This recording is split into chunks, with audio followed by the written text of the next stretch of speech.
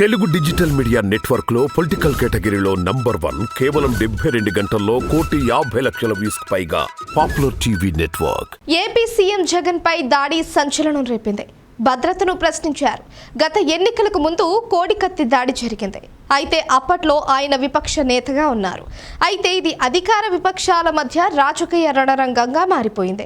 పరస్పరం ఆరోపణలు చేసుకుంటున్నారు. ఈ ఘటనను వెలుగులోకి తెచ్చారు. అయితే ఎన్నికల వేళ కేంద్రం సీరియస్ గా వ్యవహరిస్తోంది. సీఎం జగన్ భద్రతను పెంచుతోంది. అందులో భాగంగా central industrial security force CISF ను రంగంలోకి దించుతోంది.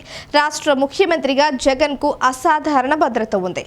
ఆయన అధికారం చేపట్టిన తరువాత భద్రతకు పెద్దపీట వేస్తూ వచ్చారు.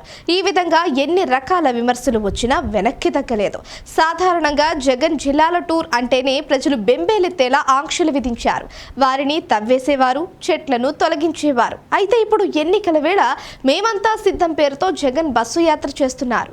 ఇప్పుడు కూడా ఆయనకు అసాధారణ భద్రత కొనసాగుతోంది. అయినా సరే విజయవాడలో గులకరాయి వచ్చి కంటి పైభాగాన గాయం చేసింది.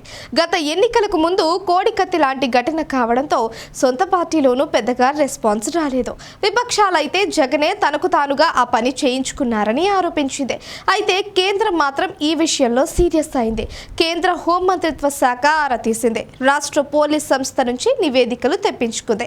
జగన్ బస చేసే నైట్ క్యాంపుకు CISF తో భద్రత కల్పించాలి అంటూ ఉత్తర్వులు ఇచ్చింది. దీనికి అనుగుణంగానే DCP ఉత్తర్వులు జారీ చేసినట్లు సమాచారం. ప్రస్తుతం జగన్ కు ఆక్టోపస్ బలగాలతో పాటు పోలీస్ ప్రత్యేక బలగాలు భద్రత కల్పిస్తున్నాయి. ఇప్పుడు వారికి CISF బలగాలు తోడుకానున్నాయి. నేటి నుంచే ఈ బలగాలు వైఎస్ జగన్ నైట్ క్యాంప్ భద్రతను తమ అధీనంలోకి తీసుకుంటాయని తెలుస్తోంది.